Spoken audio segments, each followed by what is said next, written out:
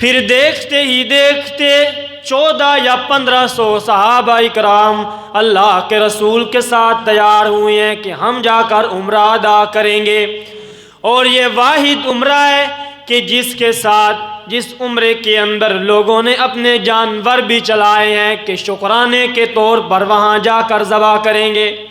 حالانکہ عمرے میں جانور ذبح نہیں کیے جاتے، لیکن یہ شکرانے کے طور پر ہم ذبح کریں گے۔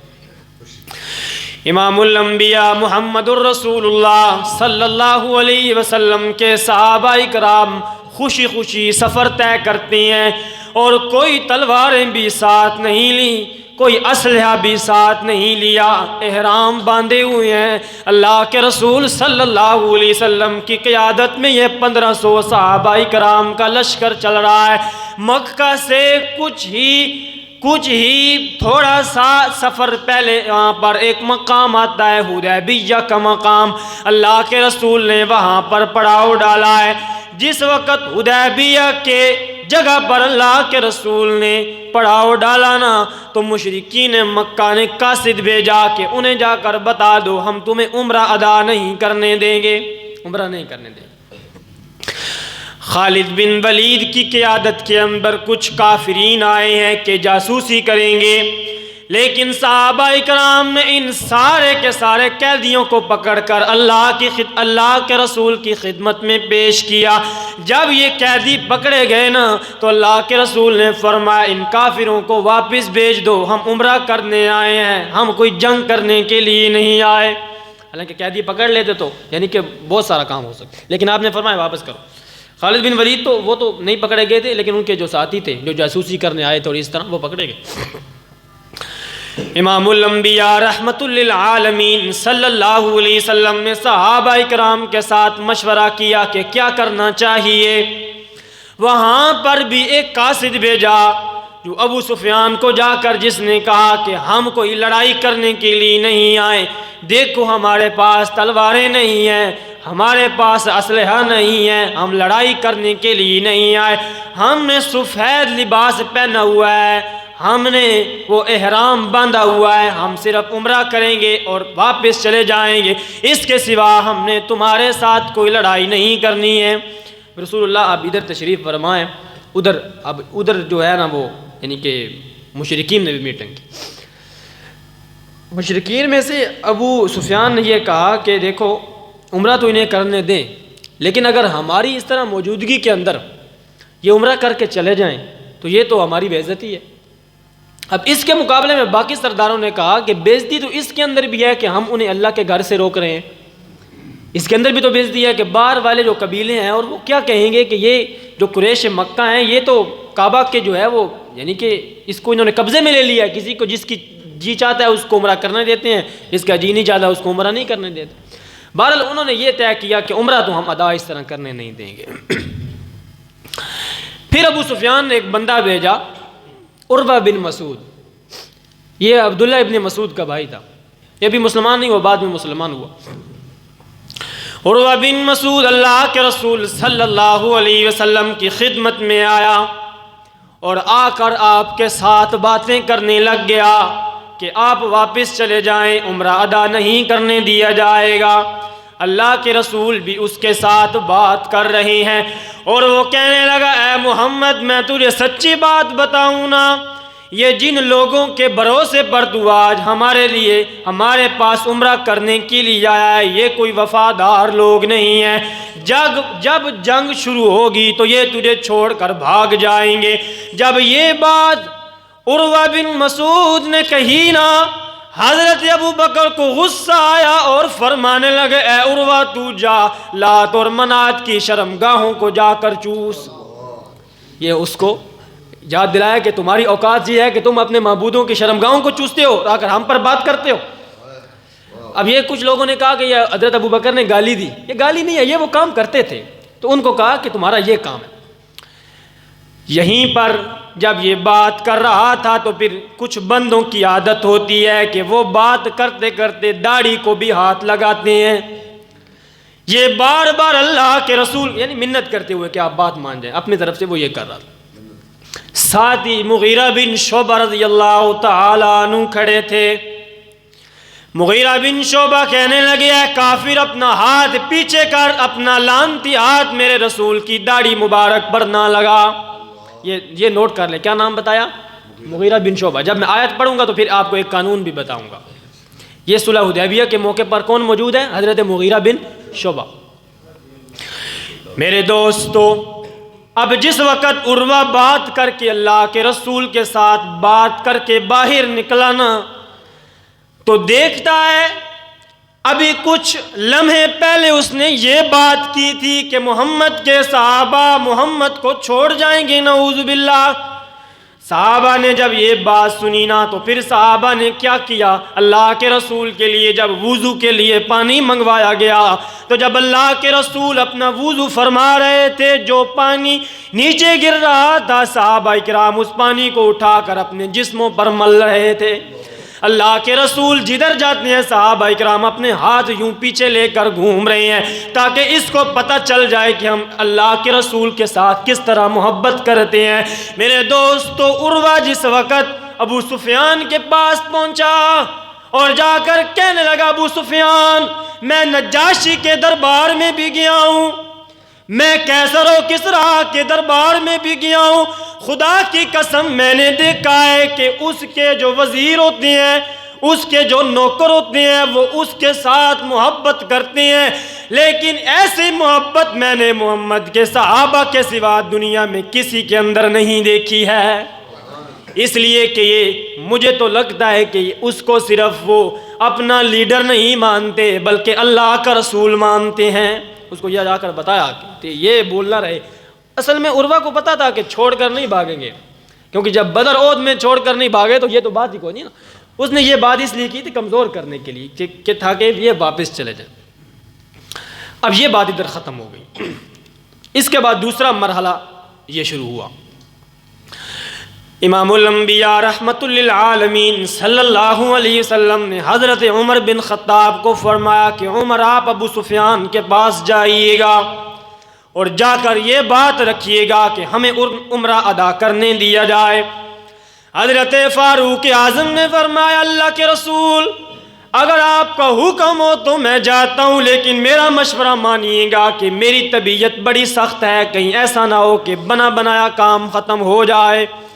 میں مشورہ دیتا ہوں کہ آپ حضرت عثمان کو بھیجیے گا، کیونکہ حضرت عثمان بنو امیہ میں سے ہیں اور ابو سفیان بھی بنو امیہ میں سے ہے، یہ آپس میں رشتہ دار بھی ہیں تو بات بن جائے گی۔ حضرت عثمان رضی اللہ تعالیٰ عنہ کو تیار کیا گیا۔ حضرت عثمان جب پہنچتے ہیں اور فرمایا کہ مجھے میرے رسول نے بھیجا ہے، عمرہ ادا کرنے کے لیے آئے ہیں، لڑائی کرنے کے لیے نہیں آئے، ہمیں عمرہ ادا کرنے دیا جائے۔ ابو سفیان نے کہا اے عثمان تیرے نبی کو عمرہ ادا نہیں کرنے دیا جائے گا، ہاں تو میرا رشتہ دار بھی ہے، اگر تو چاہے تو عمرہ ادا کر لے۔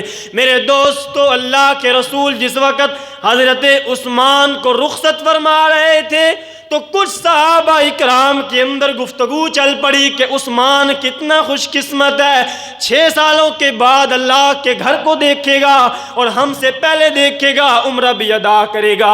اللہ کے رسول نے فرمایا اے لوگو، یہ تم عثمان کے بارے میں کہہ رہے ہو، میں عثمان کے بارے میں یہ کہتا ہوں کہ عثمان میرے بغیر عمرہ ادا نہیں کر سکتا، میرے بغیر نہیں کرے گا۔ اب جب ابو سفیان نے کہا نا حضرت عثمان کو کہ عمرہ ادا کر لے، حضرت عثمان نے فرمایا ابو سفیان خدا کی قسم میں تجھے سچی بات بتاؤں نا، تو عمرے کی بات کرتا ہے، اللہ کی قسم میں اپنے پیغمبر کے بغیر اللہ کے گھر کا ایک چکر بھی نہیں لگاؤں گا۔ اللہ کے پیغمبر کے بغیر میرا رسول ادھر بیٹھا ہے، انہوں نے مجھے بھیجا ہے کہ بات کر کے ہو تو میں ادھر عمرے شروع کر دوں، ایسا نہیں ہو سکتا۔ جب یہ بات کی تو حضرت عثمان کو قید کر لیا گیا۔ بڑی جوشیلی آواز میں انہوں نے بات کی نا، تو انہوں نے کفار نے کہا کہ ادھر سے یعنی کہ سلو کی بات کرنے آئے اور ادھر سے اس طرح کی جوشیلی باتیں کرتا ہے، انہوں نے قید کر لی۔ ادھر یہ خبر مشہور ہو گئی کہ حضرت عثمان شہید کر دیے گئے ہیں۔ اللہ کے رسول کو جب یہ خبر ملی کہ حضرت عثمان کو شہید کر دیا گیا، اب میرے دوستو یہ قاصد کا قتل اعلان جنگ ہوتا تھا، کیونکہ یہ قاصد بن کر گئے، کہ میرے قاصد کو ہی شہید کر دیا گیا۔ اللہ کے رسول غصے کے اندر ایک درخت کے نیچے تشریف لائے اور اپنا ہاتھ نیچے رکھا اور فرمایا لوگو عثمان کے قتل پر میرے ہاتھ پر بیعت کرو، اس وقت تک واپس نہیں جائیں گے جب تک عثمان کا بدلہ نہیں لے لیں گے، اس وقت تک واپس نہیں جائیں گے۔ صحابہ اکرام آتے گئے۔ قرآن مجید نے فرمایا لقد رضی اللہ عن المؤمنین اذ یبایعونک تحت الشجرہ فعلم ما فی قلوبہم فانزل السکینۃ علیہم واصابہم فتحا قریبا۔ اللہ ان لوگوں سے راضی ہو گیا جنہوں نے درخت کے نیچے اپنے رسول کے ہاتھ پر بیعت کی ہے۔ اللہ ان لوگوں سے راضی ہو گیا ہے۔ میرے دوستو صحابہ اکرام بیعت کرتے رہے، حضرت ابو بکر نے بھی بیعت کی، حضرت عمر نے بھی بیعت کی، حضرت علی نے بھی بیعت کی کہ عثمان کا بدلہ لے کر جائیں گے۔ اللہ کے رسول نے پھر اپنا دایاں ہاتھ اپنے بائیں ہاتھ پر رکھا اور فرمایا اے عثمان کا ہاتھ ہے اور میں عثمان کی طرف سے بھی بیعت کر رہا ہوں کہ میں عثمان کا بدلہ لے کر جاؤں گا، بدلے کے بغیر نہیں جاؤں گا۔ اچھا، اس کے علاوہ آگے کیا فرمایا؟ وہ بڑے عجیب الفاظ۔ رب العالمین نے فرمایا ید اللہ فوق ایدیہم، میرے پیغمبر پر، میرے پیغمبر کے صحابہ کا ہاتھ تھا۔ جب میرے پیغمبر پر میرے پیغمبر کے صحابہ کا ہاتھ آ گیا، پھر میرے پیغمبر نے اپنا دوسرا ہاتھ صحابہ کے ہاتھ پر رکھا تو درمیان میں صحابہ کے ہاتھ آئے۔ سنیں، میرے ہاتھوں کی طرف دیکھیں، نیچے رسول اللہ کا ہاتھ ہے، درمیان میں ابو بکر و عمر، علی، عبداللہ بن مسعود، ابو عبیدہ بن جراح، سعد بن ابی وقاص، عبد الرحمن بن عوف، صحابہ کے ہاتھ ہے، اوپر پھر اللہ کے رسول کا ہاتھ ہے، اس کے اوپر ید اللہ فوق ایدیہم، اس کے اوپر اللہ کا ہاتھ ہے۔ میرے دوستو، نیچے رسول کا ہاتھ ہو، پھر درمیان میں صحابہ کا ہاتھ ہو، اوپر رب العالمین کی رحمت سایہ فگن ہو، تو ایسے لوگ کبھی گمراہ نہیں ہوتے، ایسے لوگ کبھی گمراہ نہیں ہوتے ہیں۔ اس لیے رب العالمین نے فرمایا میں نے محمد کے صحابہ کا امتحان لیا، میں نے محمد کے صحابہ کا امتحان لیا، میں نے ان کی توحید کا بھی امتحان لیا، میں نے ان کے تقوی کا بھی امتحان لیا، میں نے ان کے ایمان کا بھی امتحان لیا، میں نے محمد کے صحابہ کا امتحان لیا، لیکن میں نے پھر دیکھا کہ جب میں نے ان کے دلوں میں ایمان دیکھا تو ان کے دل اتنے خوبصورت تھے کہ ان کے دلوں کی وجہ سے میرا ایمان خوبصورت ہو گیا۔ ہاں، یہ لوگ کبھی گمراہ نہیں۔ اب یہ دیکھیں، میں نے کیا بتایا آپ کو کہ اسی موقع پر مغیرہ بن شعبہ موجود تھے۔ اب سنیں یہ بات، حضرت علی اور حضرت امیر معاویہ رضی اللہ تعالیٰ عنہ کی جو آپس میں جنگ ہوئی، جنگ صفین، اس کے اندر مغیرہ بن شعبہ یہ حضرت معاویہ کی طرف تھے، ٹھیک ہے؟ اس کے علاوہ حضرت طلحہ، حضرت زبیر، وہ بھی حضرت معاویہ کی طرف تھے۔ اب یہ دیکھیں، لوگ دھوکہ یہ دیتے ہیں کہ یہ ان میں سے جو حضرت معاویہ کا گروہ تھا وہ جہنمی تھا، نعوذ باللہ۔ اب یہ دیکھیں، لقد رضی اللہ عن المؤمنین اذ یبایعونک تحت الشجرہ، سورۃ فتح آیت نمبر 18۔ اللہ ان لوگوں سے راضی ہو گیا جنہوں نے درخت کے نیچے بیعت کی، اور میں نے آپ کو بتایا کہ درخت کے نیچے بیعت ہوئی صلح حدیبیہ کے موقع پر، اور صلح حدیبیہ کے موقع پر کون موجود تھا؟ مغیرہ بن شعبہ۔ تو معلوم ہوتا ہے کہ مغیرہ بن شعبہ سے اللہ راضی ہو گیا۔ اب حضرت علی اور حضرت معاویہ کے بارے میں اہل سنت والجماعت کا موقف یہ ہے کہ یہ دونوں گروہ جنتی ہیں، یہ دونوں گروہ جنتی ہیں۔ سورہ حدید آیت نمبر 10 میں فرمایا وَلِلَّهِ مِيرَاثُ السَّمَاوَاتِ وَالْأَرْضِ لَا يَسْتَوِي مِنْكُمْ مَنْ أَنْفَقَ مِنْ قَبْلِ الْفَتْحِ وَقَاتَلَ۔ کچھ وہ ہیں جو فتح مکہ سے پہلے ایمان لائے، صحابہ اکرام، اور کچھ وہ ہیں جو فتح مکہ کے بعد ایمان لائے، لیکن آگے فرمایا کُلًّا وَعَدَ اللَّهُ الْحُسْنَى، جو فتح مکہ سے پہلے ایمان لائے ان کا مرتبہ تو بہت بلند ہے، لیکن جو فتح مکہ سے پہلے ایمان لائے یا بعد میں ایمان لائے، کلہم وعد اللہ الحسنہ، جنت کا وعدہ اللہ تعالیٰ نے سب کے ساتھ کر دیا۔ ٹھیک ہو گیا؟ ہر صحابی، اللہ کے رسول کا ہر صحابی جنتی ہے، یہ قرآن مجید کا فیصلہ ہے۔ کلہم وعد، باقی غلطیاں، صحابہ معصوم نہیں ہیں، یہ بات سمجھ لیں، صحابہ معصوم نہیں ہیں، غلطیاں ان سے ہو سکتی ہیں، ہوئی ہیں، ہو سکتی ہیں۔ معصوم ذات جو ہے وہ صرف انبیاء کی ذات، باقی یہ ہے کہ اللہ تعالیٰ نے ان کی غلطیوں سے درگزر فرمایا۔ عفا اللہ عن کلما زنت لہم، عفا اللہ عنہم، اللہ تعالیٰ نے ان کی غلطیوں کو معاف فرمایا ہے۔ ہمیں ان کی غلطیوں کو بیان نہیں کرنا چاہیے بلکہ ان کی غلطیوں سے سیکھنا چاہیے۔ ان کی غلطیوں کے اندر بھی اللہ تعالیٰ نے عبرتیں ظاہر فرمائی ہیں کہ اس طرح تم نے نہیں کرنا ہے۔ ٹھیک ہو گیا؟ باقی صحابہ اکرام سارے جنتی ہیں۔ آگے چلیں جی، اب یہ معاملہ ادھر کھڑا ہے، رسول اللہ نے بیعت لے لی صحابہ اکرام کی کہ عثمان کا بدلہ لیے بغیر نہیں جائیں گے۔ حضرت عثمان شہید نہیں ہوئے تھے، آپ کو پتہ ہوگا، حضرت عثمان تو وہ بعد میں، یعنی کہ انہوں نے اپنا خلافت بھی کی اور سب سے لمبی خلافت کا زمانہ حضرت عثمان کا ہے، حضرت عثمان نے خلافت بھی کی، بعد میں جا کر ہوئے نا۔ تو ادھر حضرت عثمان شہید نہیں ہوئے، لیکن رسول اللہ کیا سمجھ رہے ہیں؟ ہاں بولیے نا، یہی تو بولنے کا موڑ ہے۔ رسول اللہ یہی سمجھ رہے ہیں نا کہ شہید ہو گئے ہیں، تبھی تو بیعت کی نا، ورنہ بیعت کرنے کا مطلب کیا ہے؟ تو رسول اللہ صلی اللہ علیہ وسلم یہ سمجھ رہے ہیں کہ حضرت عثمان شہید ہو گئے، لیکن حضرت عثمان تو شہید نہیں ہوئے تھے، تو پھر کیا نتیجہ نکالا؟ ہاں کیا نتیجہ نکالا؟ حالانکہ کدھر بیٹھے ہیں اللہ کے رسول؟ یہ 4 کلومیٹر کا فاصلہ ہے، صلح حدیبیہ کا مقام جو ہے نا، یہ مدینہ سے مکہ سے 4 کلومیٹر کے فاصلے پر، تو رسول اللہ ادھر بیٹھے ہیں، خبر آئی حضرت عثمان شہید ہو گئے، اللہ کے رسول نے بیعت لے لی، حضرت عثمان کا بدلہ لیے بغیر نہیں جاؤں گا، تو نتیجہ یہ نکلا کہ اگر اللہ اپنے رسول کو بتائے تو پتہ چلتا ہے، بتائے کہ بغیر پتہ ہاں۔ اور اس چیز کو، یعنی کہ اگر اللہ اپنے رسول کو کوئی غیب کی خبر بتا دے، اس کو علم غیب نہیں کہتے، اس کو کہتے ہیں غیب کی خبر دینا۔ ایک خبر یعنی اللہ نے اپنے رسول کو دے دی، علم غیب کسے کہتے ہیں وہ میں آپ کو بتاتا ہوں۔ فرمایا وَعِندَهُ مَفَاتِحُ الْغَيْبِ لا يعلمها إلا هو ويعلم ما في البر والبحر وما تسقط من ورقة إلا يعلمها ولا حبة في ظلمات الأرض ولا رطب ولا يابس إلا في كتاب مبين۔ رب العالمین نے فرمایا سورہ انعام آیت نمبر 59 کے اندر کہ اسی کے پاس ہیں غیب کی چابیاں۔ کس کے پاس ہیں؟ غیب کی چابیاں کس کے پاس ہیں؟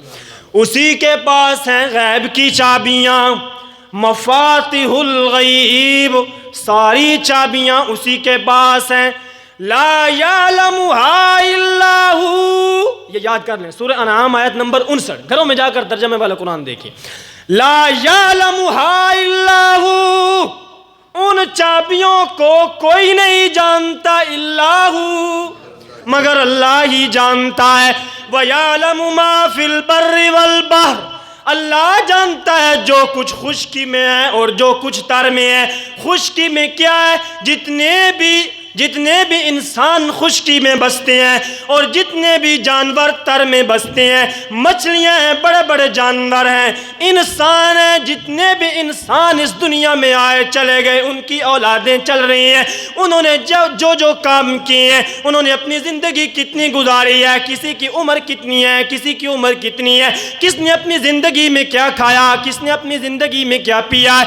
اور خشکی میں جتنے بھی جانور ہیں، اللہ نے جتنے بھی جانور بتائے ہیں، ان کی عمریں بھی اللہ جانتا ہے، ان کی روزیاں بھی اللہ جانتا ہے، ان کا کھانا بھی اللہ جانتا ہے، ان کے چلنے والے قدم بھی اللہ جانتا ہے۔ قرآن کہتا ہے وَمَا مِن دَابَّةٍ فِي الْأَرْضِ إِلَّا عَلَى اللَّهِ رِزْقُهَا وَيَعْلَمُ مَا فِي الْبَرِّ وَمَا مِن دَابَّةٍ فِي الْأَرْضِ إِلَّا عَلَى اللَّهِ رِزْقُهَا، اللہ ہر جاندار کا رزق جانتا ہے جو وہ کھائے گا۔ اب سنیں میرے بات میرے دوستو، علم غیب کیا ہوتا ہے؟ علم غیب یہ ہے کہ ایک بچہ پیدا ہوا ہے، اس کی عمر کتنی ہوگی، وہ اپنی زندگی میں کیا کیا کام کرے گا، اس کی عمر کے اندر اس کو کیا کیا لوازمات پیش آئیں گے، وہ کتنا دودھ پیے گا، کتنی مقدار میں پیے گا، کتنا کھانا کھائے گا، کتنی مقدار میں کھانا کھائے گا، اپنی زندگی میں کتنا پانی پیے گا، اپنی زندگی میں کتنے قدم چلے گا، اپنی زندگی میں کتنا سوئے گا، اپنی زندگی میں کتنا اٹھے گا، یہی ساری چیزیں ہر جاندار کے ساتھ چلتی ہیں۔ ایک مکھی کا بچہ بھی پیدا ہوتا ہے، اللہ جانتے ہیں یہ کتنا زندہ رہے گا، اللہ جانتے ہیں اس کو کتنا رزق دیا جائے گا، اللہ جانتے ہیں اس کو کتنی روزی دی جائے گی۔ مکھی کا بچہ مر جاتا ہے، مچھر کا بچہ مر جاتا ہے، وہ راکھ اڑ کر جہاں جائے گی، یعلم ما فی البر والبحر، اللہ اس راکھ کو بھی جانتا ہے وہ کیا کچھ پیے گا، اللہ اس پینے کو بھی جانتا ہے۔ اس کو کہتے ہیں علم غیب۔ اب سنیں، یہ ہے علم غیب۔ اور میرے دوستو، اللہ کا علم کیا ہے؟ اللہ فرماتے ہیں میرا علم یہ ہے کہ پت جھڑ کا موسم ہو۔ کون سا موسم؟ یہ خزاں کا موسم ابھی گزرا ہے۔ پت جھڑ کا موسم ہو، افریقہ کے جنگلات ہوں، اور بھی دنیا میں جتنے جتنے جنگلات ہیں، اور میرے دوستو اس دنیا میں اتنے گھنے بھی جنگل ہیں کہ ان سے اگر بارش اترتی ہے تو دو دو دن تک پانی نیچے نہیں اترتا ہے۔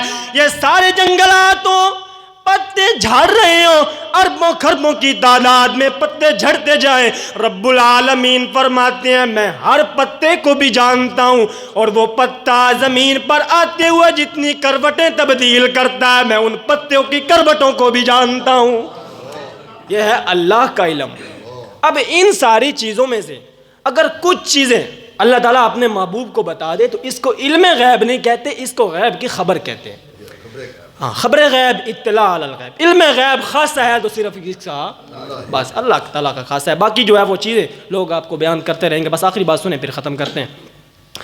علم غیب کیا ہے؟ قرآن کہتا ہے ان اللہ عندہ علم الساعہ، اللہ ہی کے پاس ہے قیامت کا علم۔ کس کا علم؟ میں نے اگلے دن ایک ویڈیو دیکھی، وہ بزرگ ہیں بابا جی، ان سے ایک بندہ سوال کرتا ہے کہ قیامت کب آئے گی؟ وہ کہتے ہیں کہ آج سے 87 سال بعد قیامت آ جائے گی۔ اب انہیں پتہ ہے نا کہ 87 سال کے بعد نہ میں نے ہونا ہے نہ مجھ سے کسی نے پوچھنا ہے۔ پھر انہوں نے اپنے حساب لگائے، یعنی کہ وہ جس طرح بھی وہ حساب لگاتے ہیں، پہلے بھی علماء نے لگائے، لگاتے لگاتے انہوں نے کہا کہ 87 سال کے بعد۔ بھائی بات سنیں، ابھی تک ٹھیک ہے قیامت آج بھی آ سکتی ہے، اس میں انکار نہیں ہے، لیکن جو رسول اللہ نے باتیں بتائی ہیں ان کا پورا ہونا ضروری ہے۔ امام مہدی رحمۃ اللہ علیہ انہوں نے ابھی تک آنا۔ اچھا ایک اور بات بھی ہے، امام مہدی بھی آپ کو پتہ ہے آیا ہوا ہے نا، امام مہدی بھی آیا ہوا ہے لاہور کے اندر، وہ کہتا ہے کہ میں امام مہدی ہوں، اور انہوں نے پھر وہ اپنی خوابیں شابیں وہ بھی بتاتا ہے کچھ اس طرح کی، اور اس کی اپنی حالت یہ ہے کہ سر سے بھی گنجا ہے اور چہرے سے بھی گنجا ہے، اور وہ کہتا ہے کہ میں امام مہدی ہوں۔ بھائی امام مہدی جو ہوں گے وہ اس طرح نہیں ہوں گے کہ وہ کہیں گے آؤ میری بیعت کرو، وہ شروع ہی کے اندر مجاہد انسان ہوں گے، اور خود بخود لوگ ان کے ساتھ اس طرح وابستہ ہوں گے کہ لوگ ان سے محبت کریں گے، عزت دیں گے، اور مجاہد پیدا کریں گے وہ لوگوں کو۔ ٹھیک ہے، اس طرح نہیں ہے کہ لاہور کی ایک گلی میں وہ پیدا ہوں گے۔ اور آگے اتنی یعنی کہ حیرانگی والی بات ہے کہ امام مہدی پیدا ہوا پاکستان میں اور پیدا بھی ہوا لاہور کے اندر، ٹھیک ہے نا، یہ کتنی عجیب بات ہے۔ وہ بھائی عربی النسل ہوں گے، کون ہوں گے؟ عربی النسل ہوں گے اور سید ہوں گے، ٹھیک ہو گیا۔ محمد نام ہوگا، والدہ کا نام آمینہ ہوگا، اور والد کا نام عبداللہ ہوگا، اور اس کا نام عبد الکریم ہے، ٹھیک ہے نا، محمد بن عبد الکریم۔ محمد بن عبد الکریم نہیں ہوں گے، وہ محمد بن عبداللہ ہوں گے، ٹھیک ہو گیا۔ تو قیامت کا علم صرف اللہ کے پاس ہے۔ ان اللہ عندہ علم الساعہ۔ میرے دوستو یہ آیت یاد کر لیں، کوئی انسان آپ کو کبھی دھوکہ نہیں دے سکے گا۔ سورہ لقمان کی آخری آیت ہے، رب العالمین نے فرمایا قیامت کا علم کس کے پاس ہے؟ اللہ کے پاس ہے۔ دوسرا علم وَيُنَزِّلُ الْغَيْثَ، رب العالمین نے فرمایا بارش کا علم بھی اللہ کے پاس ہے۔ بارش کتنی مقدار میں ہوگی، کتنی اس کی وہ بوندیں ہوں گی، کہاں کہاں ہوگی، اللہ جانتے ہیں۔ اور میرے دوستو وَيَعْلَمُ مَا فِي الْأَرْحَامِ، ماؤں کے پیٹوں کے اندر کیا ہے یہ بھی کون جانتا ہے؟ رب العالمین کے سوا کوئی نہیں جانتا کہ ماں کی پیٹ میں کیا ہے۔ مطلب مطلب یہ ہے کہ اللہ جانتے ہیں یہ اندر ہی رہے گا یا باہر اس کو زندگی ملے گی. مطلب یہ ہے کہ اس کو زندگی کتنے ملیں گی وہ سارا محیط علم اللہ کے پاس ہے. وما تدری نفس ماذا تکسب غدا, اور اللہ کے سوا کوئی نہیں جانتا کہ کل کیا ہونے والا ہے. 4 چیزیں ہو گئیں. وما تدری نفس بأی ارض تموت, اللہ کے سوا کوئی نہیں جانتا کہ ایک جان کہاں پر مرے گی. 5 چیزیں یاد کر لیجئے گا. قیامت کا علم کس کے پاس ہے؟ بارشوں کا علم کس کے پاس ہے؟ ماں کے پیٹوں میں کیا ہے کون جانتا ہے؟ کل کیا ہونے والا ہے کون جانتا ہے؟ کون کہاں مرے گا کون جانتا ہے؟ میرے دوستو یہ آیت یاد کر لیجئے گا, کوئی انسان دھوکہ نہیں دے سکتا ہے. رب العالمین فرماتے ہیں ان اللہ علیم خبیر, رب العالمین ہی جاننے والا ہے, رب العالمین ہی خبر کرنے والا ہے.